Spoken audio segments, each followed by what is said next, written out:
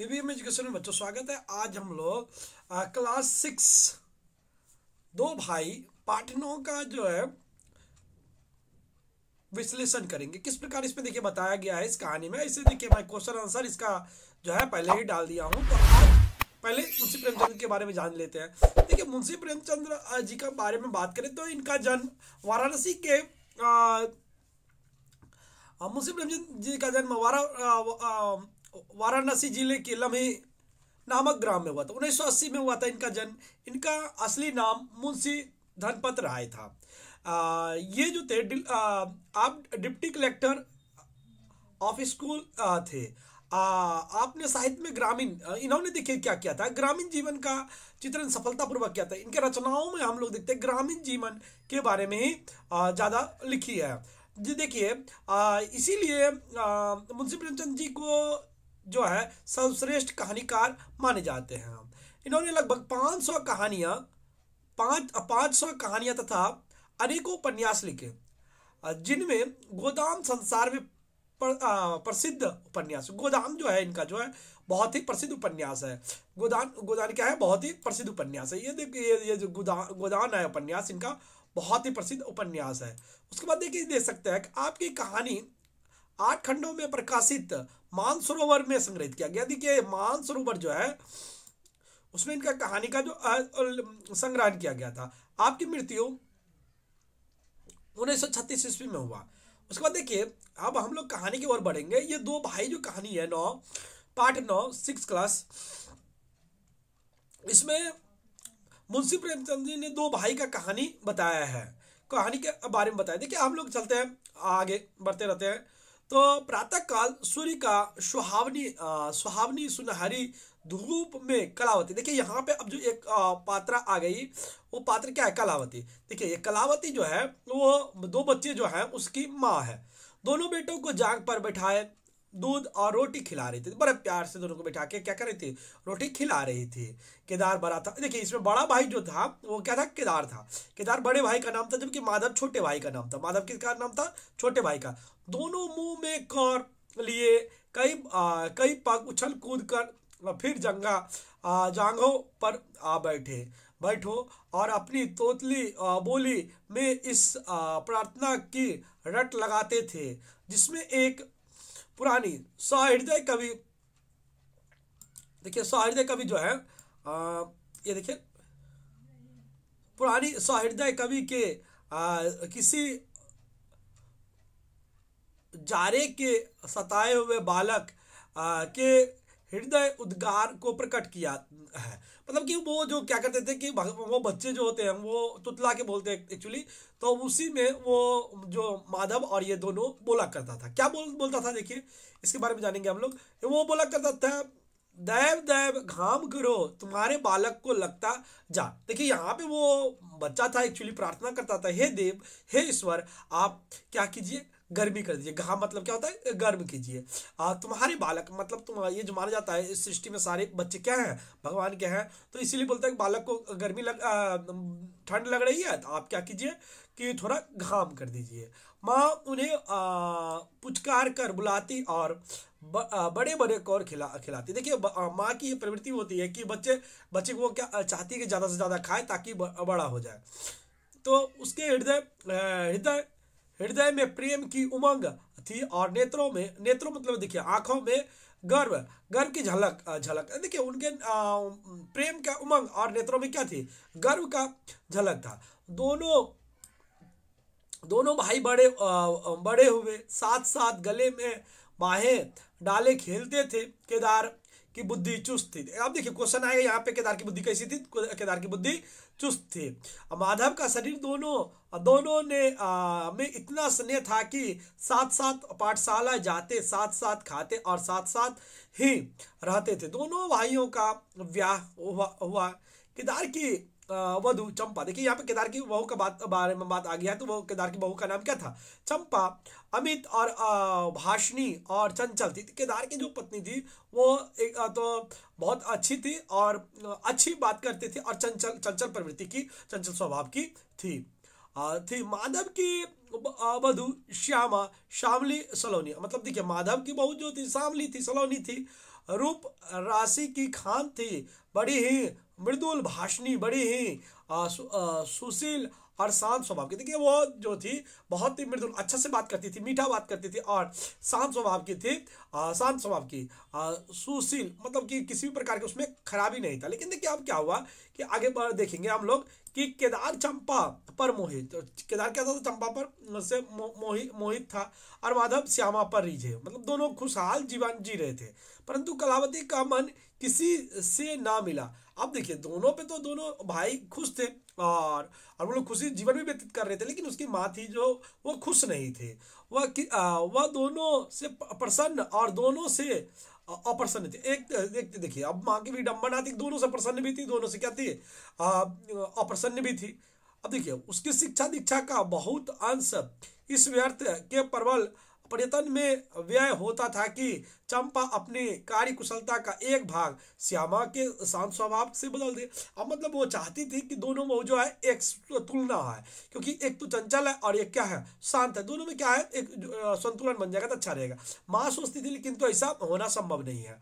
तो इसमें यहाँ पे देखेंगे तो अब देखिए नेक्स्ट पेज देखिए 32 पेज में क्या दिया हुआ है।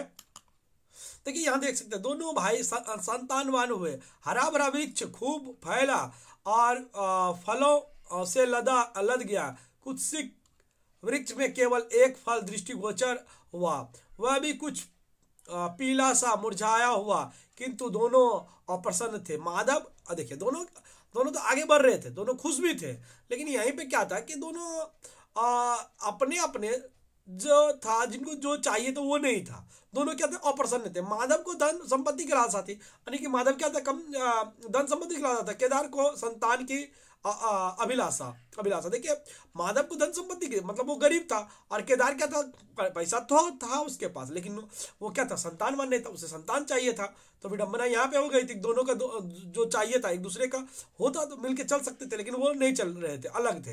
तो भाइयों की इस कूटनीति में स्यों स्यों द्वेष का रूप धारण किए, जो स्वाभाविक था। श्यामा अपने लड़कों को क्या है, संवारने सुधारने में लगी रहती थी, उसे सिर उठाने की फुर्सत नहीं मिलती थी। अब देखिए बच्चों को वो देखभाल ही करते रहती थी, देखभाल करते करते ही उसे क्या मिलता था, समय नहीं मिलता था।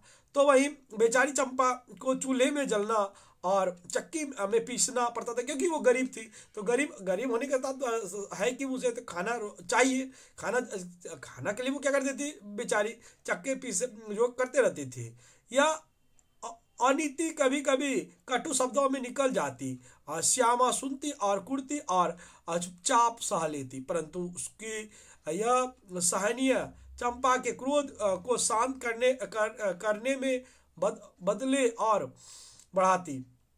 यहाँ तक कि प्याला लबलबा गया, हिरन भागने को राह ना पा सके, शिकारी की तरफ लपका। चंपा और श्यामा समकोण, अब देखिए 90 डिग्री कोण, समकोण मतलब क्या होता है, 90 डिग्री कोण बनाते हुए देखे, बनने वाली रेखा की भांति अलग हो गए।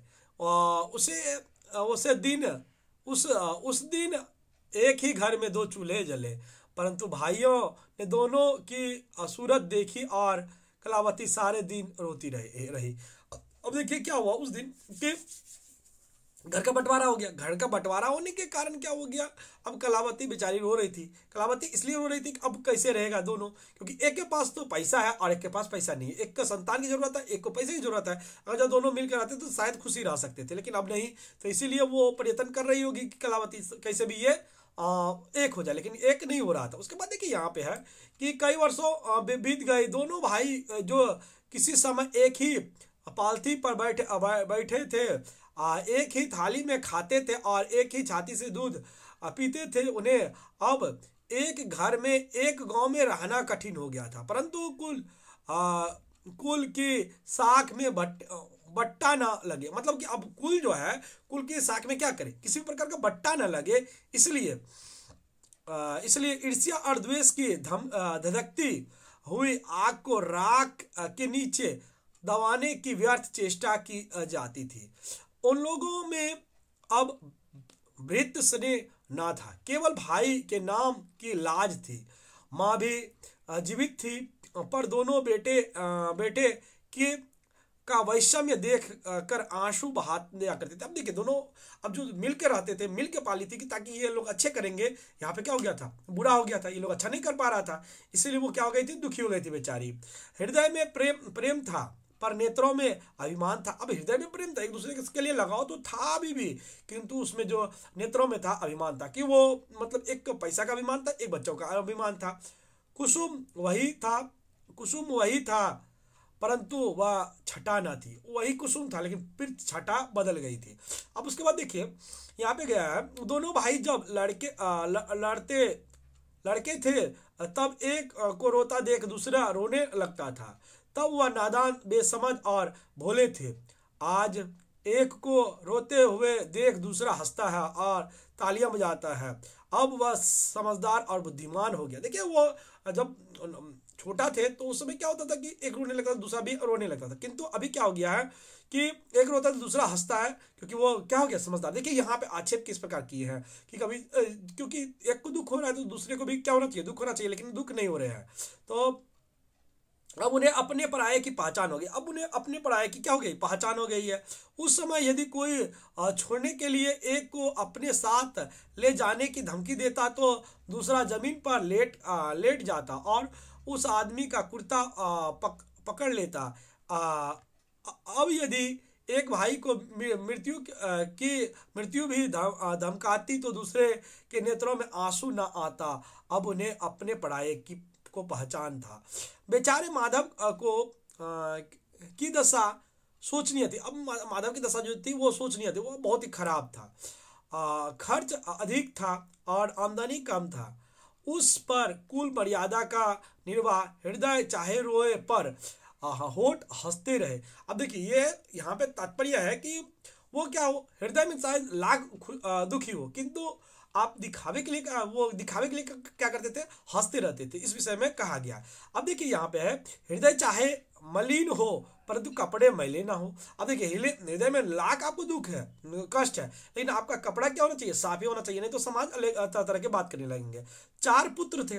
क्या कितने पुत्र थे, 4 पुत्र थे। 4 पुत्रियां आवश्यक वस्तुएं मोतियों के मोल कुछ, पाइयों की जमींदारी कहाँ तक संभालती। लड़कों का ब्याह अपने वश की बात थी।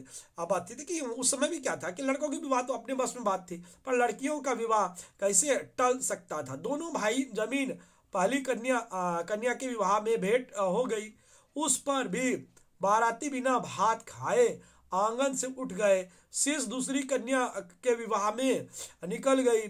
साल भर बाद तीसरी लड़की का ब्याह हुआ। पेड़ पत्ते भी ना बचे। हाँ, अब की डाह भरपूर थी, परंतु दरिद्रता और धरोहर में वही संबंध है जो मांस और कुत्ते में। अब देखिए यहाँ पे क्या है कि मांस और कुत्ते में इसलिए बताया गया कि वो एक दूसरे से कहीं, अब देखिए कुत्ता के पास अगर मांस रख दीजिएगा तो वो रुक नहीं पाएगा, वो खा ही लेगा। इसी विषय में मुंशी प्रेमचंद जी ने कहा है। अब देखिए यहाँ पे है, इस कन्या का अभी गौना न हुआ कि माधव पर 2 साल के बकाये लगान का वारंट आप पहुंचा। कन्या के गहने गिरवी मतलब क्या है, बंधक वो रखे थे। गला छूटा। चंपा इसी समय की ताक में थी, परंतु नए नातेदार की सूचना दी, तुम लोग बेसुध बैठे हो, यहाँ गहना का सफाया हुआ जाता है। दूसरे दिन एक नई और 2 ब्राह्मण, नाई मतलब वही ठाकुर जो होता है वो, और 2 ब्राह्मण माधव के दरवाजे पर आकर बैठ गए। बेचारे के गले में फांसी पड़ गई। रुपये कहाँ से आवे, ना जमीन ना जायदाद, ना बाग ना बगीचा रहा। विश्वास कभी का उठ चुका था। अब यदि कोई संपत्ति थी तो केवल वही 2 कोठरियां। अब उसके पास देखिए रहने वाली जो 2 कोठरियां थी वही थे, और उसके पास अब कोई संपत्ति नहीं था, जिसमें से उसने अपनी सारी आयु बिताई थी, और उसका कोई ग्राहक ना था। विलम्ब से ना कटी जा रही थी। विवश होकर केदार के पास गया। अब देखिए माधव के पास अब कोई जगह बचा नहीं, तो वो क्या किया, केदार के पास गया। उसे लगा कि शायद उसका जो बड़े भाई है वो कहीं ना कहीं कुछ ना मदद करेगा, कुछ ना कुछ मदद करेगा। और आंखों में आंसू भरे बोले, भैया इस समय मैं बड़े संकट में हूँ, मेरी सहायता करो, आप मेरी सहायता करो, क्योंकि मैं बहुत ही संकट में हूँ। आपने संकट कीजिएगा तो क्या करना पड़ेगा, ये कहीं ना कहीं जो घर है वो बिक्री करना पड़ जाएगा। तो अब देखिए ये समस्या लेकर के वो क्या किया है, अपने भैया के पास पहुंचा है। तो भैया के पास पहुंचने के बाद देखिए क्या होता है, वो सहायता करता है कि नहीं करता है, आगे हम लोग जानेंगे। देखिए केदार ने उत्तर दिया,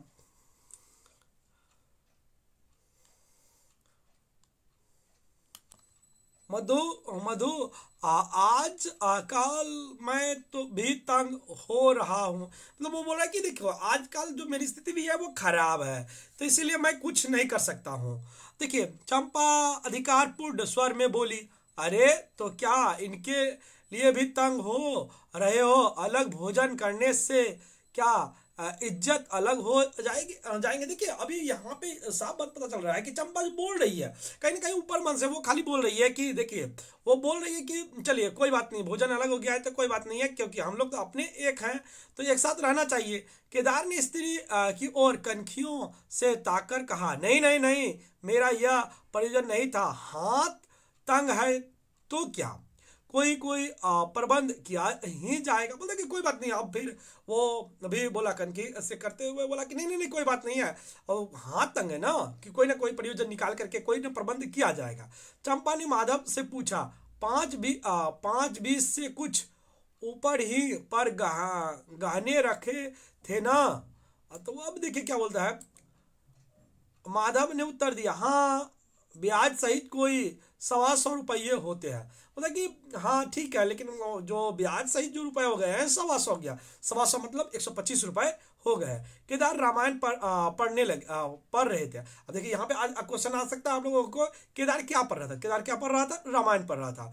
फिर पढ़ने में लग गए। चंपा ने तत्व की बातचीत शुरू किया, रुपया बहुत है, हमारे पास होता तो कोई बात नहीं थी, परंतु हम भी दूसरे से दिलाना पड़ेगा और महाजन बिना कुछ लिखाए पढ़ाए रुपए देते नहीं। अब देखिए वो समझा रही है कि देखो भाई मेरे पास होता तो मैं दे देती, किंतु मेरे पास तो है नहीं, मैं क्या करूँगी, महाजन से लूँगी, महाजन से लेकर के आपको दूंगी, तो कहीं ना कहीं उसके लिए लिखाना तो जरूरी है।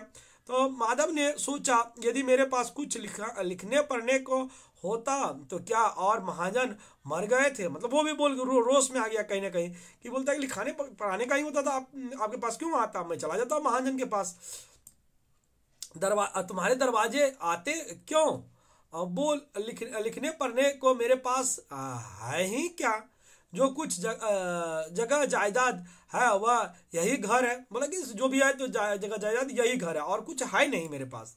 तो अब देखिए क्या होता है, केदार और चंपा ने एक दूसरे को मर्म भेदी नयनों से देखा और मन ही मन कहा, क्या आज सचमुच जीवन की प्यारी अभिलाषाएं पूरी होगी।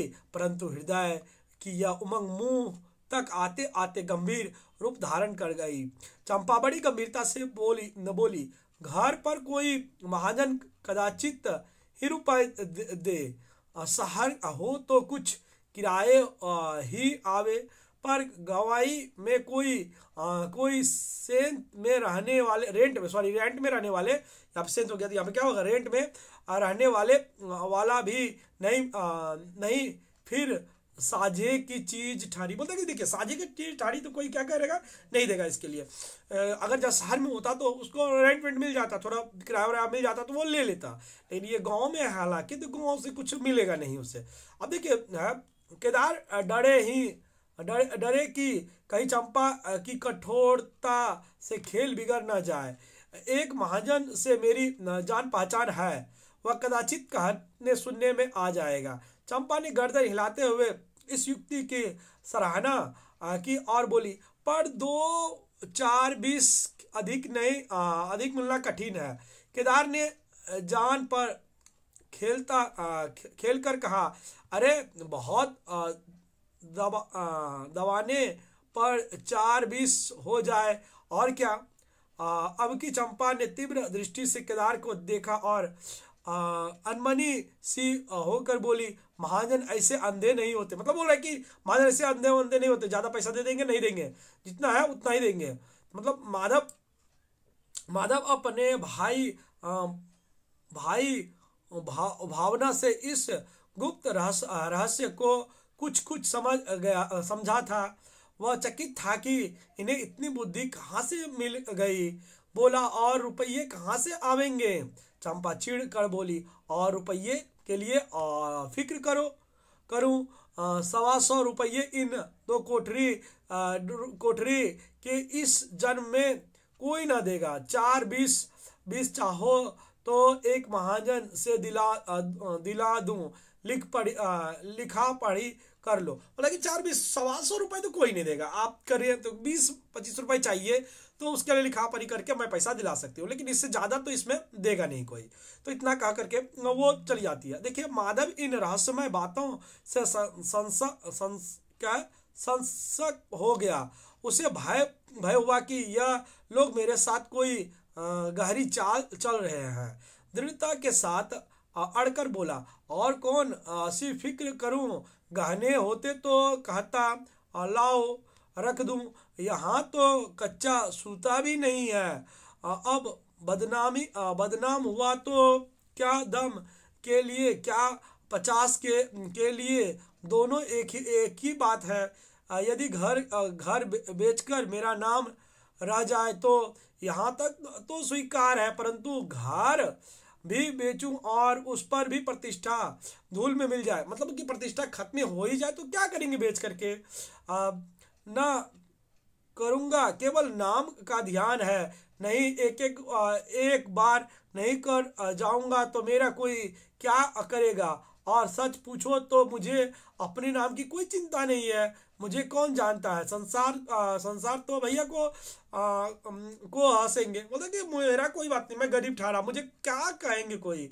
सारा संसार तो भैया को जानते हैं, तो भैया का क्या होगा, बेइज्जती होगा। मेरा कुछ ये नहीं है, मैं नाम ही कर सकता हूँ, तो उसमें कोई बड़ी बात है नहीं। अब देखिए क्या है, केदार का मुंह सूख गया। चंपा भी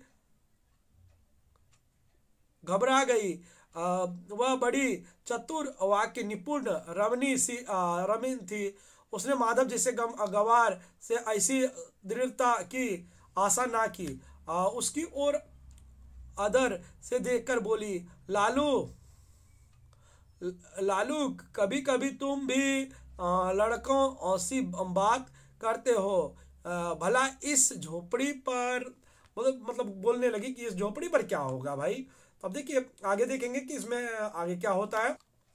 देखिए, कौन सी रुपये निकाल कर देंगे, तुम 125 के बदले 100 ही दिलवाओ, मैं आज ही अपना हिस्सा बेचूंगा, उतना ही मेरा भी होगा। घर पर तो वही 20 मिलेंगे और रुपये का प्रबंध हम आप कर देंगे। इज्जत हमारी तुम्हारी एक ही है, वह न जाने पाए, वह रुपये अलग खाते में चढ़ा लिया जाएगा। अब देखिए माधव की इच्छा पूरी हुई, उसने मैदान मार लिया। सोचने लगा कि मुझे रुपये से काम है, चाहे एक नहीं 10 खाने में चढ़ा लो। घर और क्या है, रहा मकान, वह जीते जी नहीं छोड़ने का प्रसन्न होकर चला। उसने जाने के बाद केदार और चंपा ने कपट भेष त्याग दिया और बड़ी देर तक एक दूसरे को इस कड़े सौदे का दोषी सिद्ध करने की चेष्टा करने लगा। अंत में मन को इस तरह संतोष दिया कि भोजन बहुत मधुर नहीं, किंतु भर कटोरा तो है। हाँ देखेंगे कि श्यामा रानी इस घर में कैसे राज करती है। देखिए केदार ने दरवाजे पर 2 बैल खड़े हैं। इसमें कितनी असंग शक्ति है, कितनी मित्रता है, कितनी प्रेम है। दोनों एक ही जुए में चलते हैं, बस इतने में ही नाता है। देखिए अब बोला कि अब वो जो दोनों बैल जो है एक ही है नाता, दोनों एक जुए में चलते हैं, खाली तो वो साथ खाते हैं साथ बैठते हैं, किंतु ये दोनों भाई होकर के भी आज एक दूसरे का साथ देने के लिए तैयार नहीं है। किंतु अभी कुछ दिन हुए जब इसमें एक चंपा के मायके मंगनी गया था, तो दूसरा ने 3 दिन तक नाद में मुंह नहीं डाला, परंतु शोक एक गोद के खेले भाई, एक छाती से दूध पीने वाले आज इतने बेगाने हो गए हैं कि एक घर में रहना भी नहीं चाहता। अब देखिए यहाँ पे वो बोल रहे हैं कि ये जानवर तो हम लोग से अच्छे हैं, क्योंकि देखिए वो जानवर वो करके एक मायके गया तो एक मुंह भी नहीं डाला था, लेकिन वो दोनों एक भाई हैं, एक ही माँ के बेटे हैं, किंतु वो दोनों क्या कर रहे हैं, आज एक दूसरे को देखना तक नहीं चाह रहे, एक घर में रहना तक नहीं चाह रहे हैं। आज इसको ग्लानि होने लगा है। अब देखिए क्या होता है कि आगे मुंशी प्रेमचंद जी ने बताया है कि प्रातः काल था, केदार के द्वार पर गांव के मुखिया और नंबरदार विराजमान थे। मुंशी दाता दायल अभिमान से चार पाई पर बैठे रहने का मसाद मसविदा तैयार करने में लगे थे। बार बार कलम बनाते और बार बार खत रखते, पर खत की शान न सुधरती थी। केदार का मुख विद विकसित था और चंपा फूली नहीं समाती थी। माधव कुमलाया और मलान था, माधव खुश था, देखिए दुख था। चंपा वो क्या थी, केदार क्या क्या था, मुरीद विकसित था। मुखिया ने कहा, भाई ऐसा हित ना भाई ऐसा शत्रु। केदार ने छोटे भाई की लाज रख ली। नंबरदार ने अनुमोदन किया, भाई हो तो ऐसा। देखिए मुख्तार ने कहा, भाई सपूतों का यही काम है। दाता दयाल ने पूछा, रहन लिखने वाले का नाम? बड़े भाई बोले, माधव वल्द शिवदत्त, और लिखाने वाले का नाम केदार वल्द शिवदत्त। अब देखिए तो है, माधव ने बड़े भाई की ओर चकित होकर देखा, आंखें डबडबा आई। केदार उसकी ओर देख ना सका। नंबरदार, मुखिया और मुख्तियार विस्मित हुए। क्या केदार खुद की ही रुपए खुद दे रहे हैं? अब देखिए वो क्या हुआ कि अब तो सोच रहा था कि नहीं देगा, लेकिन वो पैसा दे दिया, तो जैसे ही देखा अरे भाई पैसा तो यही दे दिया, तो वो दोनों क्या हो गए, खुश हो गए। बातचीत तो किसी साहूकार की थी। जब घर ही में रुपये मौजूद हो तो इस रहन और नामे की आवश्यकता ही क्या है? भाई भाई में इतने अविश्वास। अरे राम राम, क्या माधव 80 रुपए का भी महंगा, और यदि दवा ही बैठाते तो क्या रुपये पानी में चले जाते? सभी की आंखें शयन द्वार परस्पर बातें करने लगी, मानो आश्चर्य की अथाह नदी में नौका डगमगाने लगी। अब देखिए एक दूसरे से अब डगमगा रहा था ऐसा, मतलब कि अब जो आशा नहीं किया था वो घटनाएं घट रही थी। अब देखिए श्यामा दरवाजे की चौखट पर खड़ी थी, वह सदा केदार की प्रतिष्ठा करती थी, परंतु आज केवल लोक रीति ने उसे अपने जेठ को अड़े हाथ में लेने से रोका। बूढ़ी अम्मा ने सुना तो सूखी नदी उमड़ आई। उसने एक बार आकाश की ओर देखा और माथे टेक लिया। देखिए उसके बाद क्या होता है कि अब उसे उस दिन का स्मरण हुआ जब ऐसा ही सुहावना सुनहरा प्रभात था, मतलब सुबह थी, और दोनों प्यारे प्यारे बच्चे उसकी गोद में बैठे हुए उछल कूद कर दूध रोटी खाते थे। उस समय माता के नेत्रों में कितनी अभिमान था, हृदय में कितनी उमंग थी और कितना उत्साह था। देखिए उस समय जो उमंग थी, कितना उत्साह था, उस बारे में सोचने लगी कि आज देखिए वो भले ही दुखी थे, लेकिन जब देखा कि एक दूसरे का मदद किया तो वो भी क्या हो गए, विस्मित हो गई, खुशी हो गई, वाह क्या मेरा बेटा है। तो परंतु आज नयनों में लज्जा है, हृदय में शोक है। संतान उसने पृथ्वी की ओर देखकर, देखिए उसने पृथ्वी की ओर देखकर कतर स्वर में कहा, हे नारायण, क्या ऐसे पुत्रों को मेरे ही को में जन्म लेना था। अब वो भगवान की क्या करने लगी, शुक्रिया करने लगी, हे ईश्वर ये क्या किया आपने इतने अच्छे संतान को। जबकि वो पहले क्या हो रहे थे, एक दूसरे के बारे में दूसरे से भगवान से खुश थे अभी, लेकिन वो खुश हो गए। तो यहाँ देखिए तात्पर्य इस कहानी से ये पता चलता है कि कितना भी कुछ हो जाए हमें अपने में क्या करना चाहिए, लड़ाई झगड़ा भले ही हो, लेकिन जब इज्जत की बात आ जाए तो एक दूसरे की मदद करना चाहिए। जिस प्रकार केदार और माधव ने एक दूसरे का मदद किया। केदार देखिए यहाँ से आप लोग समझ सकते हैं और कि मुंशी प्रेमचंद जी ने घर में एक ग्रामीण समस्या को क्या किया है, यहाँ पे उजागर किया है। इसके साथ ही देखिए क्वेश्चन आंसर मैंने पहले ही डाल दिया है, तो वो आप लोग देख सकते हैं, जाके प्लेलिस्ट में जाइएगा क्लास 7 का हिंदी में, उसमें आप लोग देख लीजिएगा। तो अगली वीडियो मिलेंगे अगले कहानी या कविता के साथ।